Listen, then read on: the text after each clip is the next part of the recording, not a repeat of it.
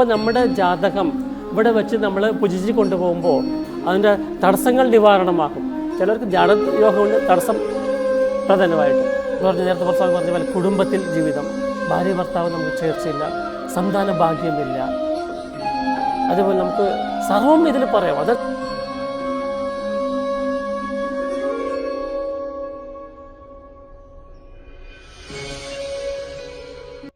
നമസ്കാരം, നമ്മുടെ എല്ലാ ഭക്തജനങ്ങൾക്കും സ്വാഗതം. ഹരേ കൃഷ്ണ. നമ്മൾ എങ്കിലും എൻ്റെ കൃഷ്ണ ടീം ഇന്ന് എത്തി നിൽക്കുന്നത് പാലക്കാടാണ്. പാലക്കാട് ഭോഗർ സിദ്ധ ക്ഷേത്രത്തിലാണ് നമ്മൾ എത്തി നിൽക്കുന്നത്. അപ്പോൾ നമ്മൾ ഇതിന് മുന്നേ ചെയ്തിട്ടുള്ള നമ്മൾ ചാനൽ ചെയ്തിട്ടുള്ളതാണെങ്കിലും ഭക്തരെല്ലാവരും, അല്ലെങ്കിൽ ഏത് മതത്തിൽ അല്ലെങ്കിൽ ഏത് ഈശ്വരനെ വിശ്വസിക്കുന്ന ഭക്തരാണെങ്കിലും അവർ ക്ഷേത്രത്തിൽ പോയിട്ട് അവർ പ്രാർത്ഥിക്കുന്നുണ്ട്, അല്ലെങ്കിൽ അവർ ഓരോ ആവശ്യങ്ങൾ പറയുന്നുണ്ട്. അപ്പോൾ എന്തിന് പ്രാർത്ഥിക്കുക അല്ലെങ്കിൽ എങ്ങനെ പ്രാർത്ഥിക്കുക, അപ്പോൾ അതൊന്നും അവർക്ക് കറക്റ്റായിട്ട് ചിലപ്പോൾ അറിഞ്ഞൊന്നും വരില്ല, അല്ലെങ്കിൽ അവർക്കത് മനസ്സിലായിട്ടുണ്ടാവില്ല. അപ്പം എന്തുകൊണ്ടാണ് നമ്മൾ ഇന്നിവിടെ ഈ ഭോഗർ സിദ്ധ ക്ഷേത്രത്തിൽ വന്നിരിക്കുന്നത് എന്നുള്ളതിൻ്റെ കാരണം നമുക്ക് ഈ വീഡിയോ കണ്ടതിന് ശേഷം നിങ്ങൾക്ക് കറക്റ്റായിട്ട് മനസ്സിലാവും. കാരണം ഞങ്ങളിവിടെ എത്തിയതിനു ശേഷം നമുക്കത് വളരെ വ്യക്തമായി മനസ്സിലായി. നമ്മൾ എന്തുകൊണ്ടാണ് നമ്മൾ എത്തിച്ചേർന്നത്, ഞങ്ങളിവിടെ എത്തിച്ചേരാനുള്ള നിമിത്തം എന്താണ്, നമ്മളിവിടെ വന്ന് നേരിട്ട് കണ്ട് അനുഭവപ്പെട്ട ആളുകളാണ് ഞങ്ങൾ. അപ്പോൾ അതെന്തായാലും നമ്മുടെ ഫോളോവേഴ്സായിട്ടുള്ള, അല്ലെങ്കിൽ നമ്മുടെ കൂട്ടായ്മയിലുള്ള ആളുകളിലേക്കും ഭക്തരിലേക്കും എത്തിക്കുക എന്നുള്ളതാണ് നമ്മുടെ ഇന്നത്തെ ഈ വീഡിയോ കൊണ്ട് നമ്മൾ കാര്യമായിട്ട് വയ്ക്കുന്നത് അല്ലെങ്കിൽ ഉദ്ദേശിക്കുന്നത്. അപ്പോൾ അതിന് നമുക്ക് ആ കാര്യങ്ങൾ നമ്മളിലേക്ക് പങ്കുവെക്കാനായിട്ട്, അല്ലെങ്കിൽ ആ ആത്മീയമായിട്ടുള്ള ചിന്തകൾ നമ്മളിലേക്ക് പങ്കുവെക്കാനായിട്ട് നമ്മുടെ ഒപ്പം എന്നുള്ളത് നമ്മുടെ ഈ ക്ഷേത്രത്തിൽ തന്നെ ഏറ്റവും ഉയർന്ന സ്ഥാനത്തിരിക്കുന്ന അദ്ദേഹമാണ്. രാജാ പത്മനാഭ സ്വാമി ആണ് നമ്മുടെ കൂടെ ഉള്ളത്. അപ്പോൾ അദ്ദേഹം നമ്മുടെ അടുത്ത് ഓരോ കാര്യങ്ങൾ എന്താണ് ആത്മീയത, അല്ലെങ്കിൽ എന്താണ് ഈ ക്ഷേത്രം ഇവിടെ ഉത്ഭവപ്പെട്ടതിൻ്റെ കാരണം എല്ലാം കൂടി അദ്ദേഹം നമുക്കെടുത്ത് പറഞ്ഞു തരുന്നതായിരിക്കും. അപ്പോൾ നമുക്ക് അദ്ദേഹത്തിന് തന്നെ ചോദിക്കാം. സ്വാമി നമസ്കാരം. നമസ്കാരം. അപ്പോൾ ശരിക്കും എല്ലാവരും ക്ഷേത്രങ്ങളിൽ പോകുന്നുണ്ട്, അവർ പ്രാർത്ഥിക്കുന്നുണ്ട്, അല്ലെങ്കിൽ ഒരുപാട് ആവശ്യങ്ങൾ പറയുന്നുണ്ട്. പക്ഷെ എല്ലാവർക്കും അറിയില്ല അവർ ചെയ്യുന്ന കാര്യങ്ങൾ കറക്റ്റാണോ, അല്ലെങ്കിൽ അവർ ഇങ്ങനെ തന്നെയാണോ പ്രാർത്ഥിക്കേണ്ടത്, അല്ലെങ്കിൽ ദൈവത്തെയാണോ, അല്ലെങ്കിൽ ആരാണ് നമ്മൾ എത്തിക്കുന്നത്. അപ്പോൾ അതിനെക്കുറിച്ചൊരു കൺഫ്യൂഷൻ എല്ലാവർക്കും ഉണ്ടാകും. അപ്പോൾ അതെങ്ങനെയാണ് അവർക്കൊന്ന് നമ്മളൊരു ക്ലാരിഫിക്കേഷൻ കൊടുക്കുക, അതൊന്ന് മനസ്സിലാക്കി കൊടുക്കുക. പ്രായമുള്ളവരുണ്ടാവും, ചെറുപ്പക്കാരുണ്ടാവും. അതൊന്ന് നമ്മുടെ അടുത്തൊന്ന് പറയാൻ പറ്റും നമ്മുടെ ഭക്തജനങ്ങൾക്ക് വേണ്ടിയിട്ട്. നമസ്കാരം. എല്ലാവർക്കും തടസ്സം മാറണം, ദോഷങ്ങൾ മാറണം. അപ്പോൾ പ്രാർത്ഥനയിൽ കൂടെ പലവിടെയും പോവുകയാണ് നമ്മൾ. അതെ, രണ്ട് കാര്യം മാറാൻ കാരണം നമ്മൾ ജാതകത്തിൽ യോഗമുണ്ട്, അനുഭവത്തിൽ കിട്ടുന്നില്ല. അതെ, അതാണ് എല്ലാവർക്കും ഏറ്റവും. അതെ, ജാതകത്തിൽ നല്ല യോഗമുണ്ട്, നമ്മൾ അതിന് പരിഹാരം പ്രാർത്ഥന ചെയ്യുന്നുണ്ട്, അന്ന് എല്ലാ വഴിപാടും പ്രാർത്ഥന എനിക്ക് മാറ്റം ആകുന്നില്ല. അതെന്താണ് കാരണം? ഇപ്പോൾ നമ്മൾ ജ്യോത്സ്യന്മാരുടെ അടുത്ത് പോയാലും നിങ്ങൾക്ക് നല്ല രാജയോഗമാണ്, പക്ഷേ നോക്കുമ്പോൾ നമുക്ക് ജീവിതത്തിൽ ഉണ്ടാവില്ല. അപ്പോൾ അങ്ങനെ ഒരുപാട് പ്രശ്നങ്ങൾ അപ്പോൾ എന്തായിരിക്കും അതിൻ്റെയൊക്കെ ഒരു ഇത് വരാം? സ്വാമി, രണ്ട് കാര്യം. നമ്മൾ ഭൂമിയിൽ ജനനമായി അന്ന് നമ്മൾ ജാതകം നക്ഷത്രം കൂടെ വരുന്നുണ്ട്. അപ്പോൾ രണ്ട് കാര്യം നമ്മൾ പറയുന്നത്, ഒരിക്കലും ഭഗവാൻ തടുക്കുന്ന മനുഷ്യൻ കൊടുക്കാൻ സാധിക്കില്ല. ഭഗവാൻ അല്ല നമുക്ക് ഡേറ്റ കൊടുത്തിട്ടുണ്ട്, ജാതകമായിട്ട് കൊടുത്തിട്ടുണ്ട്. അപ്പോൾ ജാതകത്തിൽ ചിത്രത്തിൽ നല്ല സമയം വരുന്നുണ്ട്. അപ്പോൾ എനിക്ക് നല്ല സമയം വരുമ്പോഴും എനിക്ക് നല്ലത് നടക്കുന്നില്ല. അപ്പോൾ നമ്മൾ വഴിപാടും പ്രാർത്ഥന കാര്യങ്ങളും ഒന്ന് എക്സ്ട്രീമായിട്ട് പോയി നമ്മൾ ജ്യോത്സ്യനെ കൊണ്ട് നോക്കിച്ച് സ്വാമി ഇതിൻ്റെ കാരണം എന്താണ്, പ്രായശ്ചിത്തം എന്താണ്, തടസ്സം എന്താണ്, നിവാരണം എന്താണ്, അതിനുവേണ്ടി നമ്മൾ പ്രായശ്ചിത്തങ്ങൾ കാരണം ചെയ്യുന്നത്. എന്നാലും എനിക്ക് മാറ്റമാകുന്നില്ല. അപ്പോൾ ഏതാണ് വലുത്? നമ്മൾ വലുതാണോ, നമ്മുടെ ശക്തി ബുദ്ധി വലുതാണോ, നമ്മുടെ ജാതകം വലുതാണോ, ഗണിക്കുന്ന വിദ്വാൻ വലുതാണോ, ഇതിനപ്പാൽ ദൈവം വലുതാണ്, ദൈവത്തിനപ്പാൽ കർമ്മ വലുതാണ്.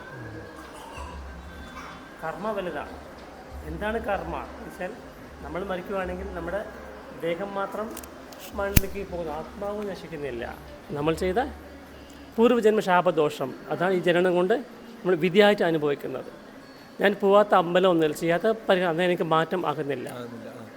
പ്രധാന കാര്യം എന്തുകൊണ്ട് മാറ്റമാകും? ഭക്തിയിൽ ഇതിൻ്റെ വിധി അനുഭവിക്കണം എന്ന് പറയും. ഭഗവാന് ഞാൻ ഇതൊക്കെ ശരി തന്നെയാണ്, ഇതൊക്കെ എൻ്റെ പൂർവ്വദോഷം, ഞാൻ എൻ്റെ ആത്മാവ് ചെയ്ത ശാപദോഷം, ഈ ജനനം കൊണ്ട് ആർക്കും ദ്രോഹിച്ചിട്ടില്ല, ഞാൻ ഒരു ബുദ്ധിമുട്ട് ചെയ്തിട്ടില്ല, എന്തുകൊണ്ടാണ് എനിക്ക് മാറാത്തത്? അപ്പോൾ എങ്ങനെ മാറും? അപ്പോഴാണ് 3 കാറ്റഗറി വരുന്നത്. മനുഷ്യർ ആരാണ്, സിദ്ധന്മാർ ആരാണ്, ദൈവം ആരാണെന്ന് 3 കാറ്റഗറി. ഇപ്പോൾ സ്വാമി നമുക്ക് എല്ലാവരും ഇപ്പോൾ മനുഷ്യർ വരുന്നുണ്ട്. ഇപ്പോൾ മനുഷ്യർ കഴിഞ്ഞാൽ പിന്നെ മനുഷ്യർ ചിന്ത അടുത്ത് പോകുന്ന ദൈവത്തിലോട്ടാണ്. ഇപ്പോൾ സിദ്ധരെക്കുറിച്ച് ആരും ചിലപ്പോൾ ചിന്തിക്കുന്നുണ്ടാവില്ല, അല്ലെങ്കിൽ സിദ്ധരെക്കുറിച്ച് കേട്ടുകേൾവികൾ ഉണ്ടാവില്ല. അപ്പോൾ എന്താണ് ശരിക്കും സിദ്ധർ എന്ന് പറയുമ്പോൾ? ഇപ്പോൾ നമ്മുടെ ഇവിടുത്തെ ക്ഷേത്രം സിദ്ധനെ ആയിട്ടുള്ള ഭോഗരെക്കുറിച്ചാണ് നമ്മൾ പറയുന്നത്. അപ്പോൾ എന്താണ് ഒരു സിദ്ധൻ എന്നുള്ളത് കൊണ്ട് നമ്മുടെ പ്രേക്ഷകർക്ക് അല്ലെങ്കിൽ ഭക്തർക്ക് എന്താ പറയുക, മനസ്സിലാക്കി കൊടുക്കാനുള്ളത്? മനുഷ്യർക്ക് ദൈവം ആരാണെന്ന് കാണിച്ചത് മഹാൻ സിദ്ധന്മാർ സ്വാമി. അപ്പം നമുക്ക് ഇന്ന് ലോകം ഫുള്ളായിട്ട് പഴനിമല അറിയാം, അവിടുത്തെ മുരുകനും അറിയാം. ആ മുരുകനെ നവഭാഷണം കൊണ്ട് ഉണ്ടാക്കിയ ഭോഗസിദ്ധനെ ആർക്കെല്ലാം അറിയാം. കലിയുഗം തുടങ്ങുമ്പോൾ തന്നെ മനുഷ്യ നന്മയ്ക്ക് വേണ്ടി ശാപദോഷം തടസ്സം നീങ്ങാൻ വേണ്ടി നവഭാഷണം ചെയ്ത പ്രതിഷ്ഠയാണ് പഴനി ജ്ഞാനദണ്ഡായുധ പണി ഭോഗ ചെയ്ത പ്രതിഷ്ഠയാണ് സ്വാമി അത്. അപ്പോൾ പഴനിമല എന്ത് ചൂസ് റീസൺ എന്താണ്, അവിടുത്തെ പ്രധാനം എന്താണ്? അപ്പോൾ ഈ പഴനിമല മുരുകനെയും പഴനിമലാർക്കറിയാം, ഭോഗരാർക്കും അറിയുന്നില്ല, ചിലവർക്കും അറിയുന്നുണ്ട്. അപ്പോൾ രണ്ട് രീതിയിൽ നമ്മൾ ഭഗവാനെ കാണാം. ഒന്ന് ഭക്തിമാർഗം. എന്താണ് ഭക്തിമാർഗം? നമ്മൾ കണ്ണ് തുറന്ന് ഭഗവാനെ കാണുന്നത് ഭക്തിമാർഗം.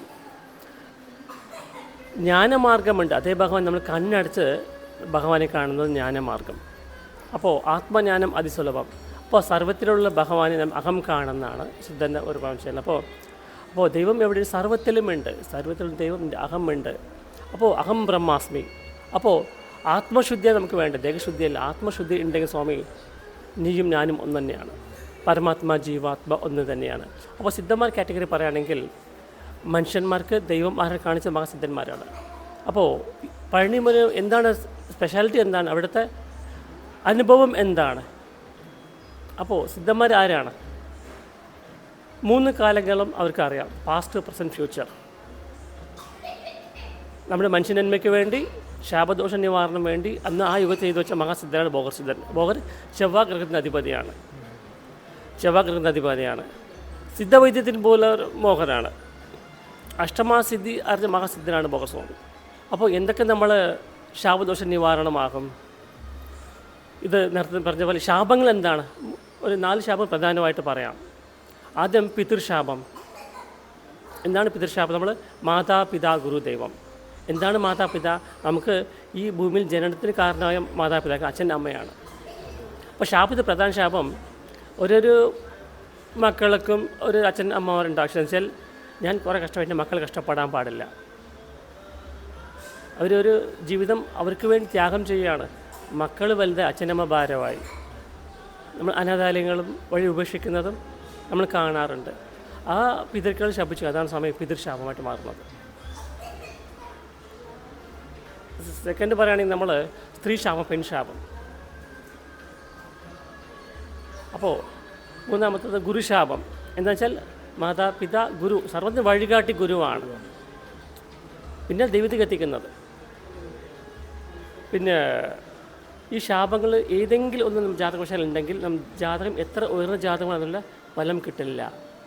നേരത്തെ പറഞ്ഞ എവിടെ അമ്പലം പോയാലും ഏത് പരിഹാരം ചെയ്താലും ഏത് പ്രശ്നം ചെയ്താലും നിൻ്റെ മാറ്റാൻ പറ്റുന്നില്ല. അപ്പോൾ മാറത്താണ് വലുത്. ഭക്തിയിൽ ഞാൻ എല്ലാ സ്ഥലത്ത് പോയി നിൻ്റെ വിധി അനുഭവിക്കണം. അപ്പോൾ സിദ്ധന്മാരാരാണ്? നമ്മൾ പറഞ്ഞ പോലെ ഉൺ കർമ്മ ഇറയി വഴിപാട്ടാൽ കർമ്മ അഴിയും, അത് ഗുരു വഴിപാട്ടാൽ കർമ്മ അഴിയും. സിദ്ധന്മാർക്ക് മാത്രം ഈ ശാപദോഷ മുക്തി കൊടുക്കാൻ പറ്റും. എന്നുവെച്ചാൽ മനുഷ്യന്മാർക്ക് ദൈവം ആരാണ് കാണിച്ചു കൊടുത്ത മഹാസിദ്ധന്മാരാണത്. അപ്പോൾ പഴനിമല മാത്രമല്ല, നമ്മുടെ പ്രപഞ്ച സർവ്വസിദ്ധന്മാരുണ്ട്. നമ്മുടെ കേരളം പറയുകയാണെങ്കിൽ പത്മനാഭസ്വാമി ലോകം ഫുള്ളായിട്ട് അറിയാം. അവിടെ അഗസ്ത്യ ജീവസമാധി ഉണ്ട്. അവിടെ നമ്മൾ രാമേശ്വരം അവിടെ പോയി, അവിടെ പതഞ്ജലി അവിടെ ജീവസമാധി അവിടെ ഉണ്ട്. കാശി സത്യനാഥർ, അതേപോലെ തിരുപ്പതി കൊങ്കണ സിദ്ധർ, ഇതുപോലെ സർവ്വസിദ്ധന്മാർ ഒരു സ്ഥലം ജീവസമാധിയുണ്ട്. അപ്പോൾ ആത്മരീതിയിൽ അവർ സർവ്വജ്ഞാനം കിട്ടിയ മഹാസിദ്ധന്മാരാണ്. അവർ കിട്ടിയ സർവ്വജ്ഞാനം സാധാരണ മക്കൾക്ക് കൊടുത്ത മഹാസിദ്ധന്മാർ സ്വാമി ഈ ഭോഗസിദ്ധൻ എന്ന് പറഞ്ഞ മഹാസിദ്ധൻ. അഷ്ടമാസിദ്ധി അറിഞ്ഞ മഹാഗുരുവാണ്. അപ്പോൾ സ്വാമി ഇവിടെ എത്തുന്ന ഭക്തജനങ്ങൾക്ക് ഇവിടെ പ്രധാനമായിട്ട് നടത്തുന്ന പൂജകൾ അല്ലെങ്കിൽ അനുഷ്ഠിക്കേണ്ട കർമ്മങ്ങൾ അതെന്തൊക്കെയാണെന്നൊന്ന് ജസ്റ്റ് ഒന്ന് നമ്മുടെ ഭക്തജനങ്ങൾക്ക് പറയാൻ പറ്റുമോ? സ്വാമി ഇവിടെ ഇതിന് ശാപമുക്തി സ്ഥലം പറയാൻ കാരണം ഈ മണ്ണിൽ ചവിട്ടുമ്പോൾ തന്നെ അഹം മാറാൻ തുടങ്ങും. നമ്മളെ മാറ്റം ഇവിടുന്ന് തുടക്കമാകും. ഇപ്പോൾ പുതിയ ജീവിതം, അനുഭവങ്ങൾ, അതിൻ്റെ വഴി ഫസ്റ്റ് സ്റ്റെപ്പ് ഇവിടുന്ന് ഗുരു മാറ്റിത്തരും സ്വാമി. അതാണ് പ്രധാനം പറയുകയാണെങ്കിൽ. ഈ മണ്ണിൽ ചവിട്ടുകയാണെങ്കിൽ അവർ ശാപമുക്തിക്ക് തയ്യാറാകുന്നവർ മാത്രമാണ് സ്വാമി. ഈ ജനനം കൊണ്ട് പാവികളാണെങ്കിൽ ഒരിക്കലും ഇവിടെ അലോഡല്ല. അപ്പോൾ 2015 ഫസ്റ്റ് 5 കൊല്ലം വരെ ഒരു മീഡിയയ്ക്കും പബ്ലിക്കിന് അലോഡല്ല. കാരണം ഈ പവിത്ര ഭൂമിയിൽ ഈ ജനനം കൊണ്ട് അവർ ശാപദോഷം തടസ്സം മാറാൻ യോഗമുള്ളവർ മാത്രമേ ഗുരു എത്തിച്ചേർന്നുള്ളൂ. അതിൻ്റെ വലിയ ഭാഗ്യം. പിന്നെ പ്രധാന പരിഹാരം നമ്മൾ സറണ്ടർ ആകണം. നേരത്തെ പറഞ്ഞ മനഭാവം, എൻ്റെ മനസ്സ് ബുദ്ധി ദേഹം സർവ്വ ഗുരുവാർപ്പണം. അപ്പോൾ നമ്മുടെ ജാതകം ഇവിടെ വെച്ച് നമ്മൾ പൂജിച്ച് കൊണ്ടുപോകുമ്പോൾ അതിൻ്റെ തടസ്സങ്ങൾ നിവാരണമാകും. ചിലർക്ക് ജാതയോഗം കൊണ്ട് തടസ്സം പ്രധാനമായിട്ട്. പിന്നെ പ്രധാന വഴിപാട് പറയുകയാണെങ്കിൽ സർവ്വ ഐശ്വര്യ അഭിവൃദ്ധി ഹോമം, ഒരു വെളുത്തവാവിനും വെളുത്തവാവിന് ഹോമം, കർത്തവാവിന് പൂജയായിട്ട് പ്രധാനമായിട്ട്. ഓരോരു മൂലിക ശക്തിയുണ്ട്. ഓരോരു മൂലിക നമ്മൾ അഗ്നിയിൽ സമർപ്പണം ചെയ്യുമ്പോൾ ശാപദോഷം തടസ്സം നിവാരണം, എന്തൊക്കെ തടസ്സം മാറും. അപ്പോൾ നമ്മൾ ഈ ജീവിതത്തിൽ നമ്മൾ ഏറ്റവും ഫേസ് ചെയ്യുന്നത് നമ്മുടെ ദുരിതങ്ങളാണ്, ദോഷങ്ങൾ.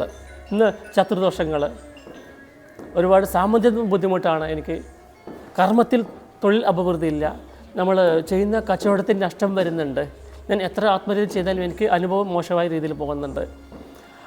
നേരത്തെ സ്വാമി പറഞ്ഞ പോലെ കുടുംബത്തിൽ ജീവിതം, ഭാര്യ ഭർത്താവ് നമുക്ക് ചേർച്ചയില്ല, സന്താന ഭാഗ്യമില്ല. അതുപോലെ നമുക്ക് സർവ്വം ഇതിൽ പറയാം. അതായത് സർവ്വം ഐശ്വര്യങ്ങളും കിട്ടാൻ നമ്മൾ ഈ ക്ഷേത്രത്തിൽ നമ്മൾ ചവിട്ടുമ്പോൾ തന്നെ നമുക്ക് സർവ്വത്തിൽ മുക്തി മോക്ഷം നമുക്ക് കിട്ടാൻ തുടങ്ങി.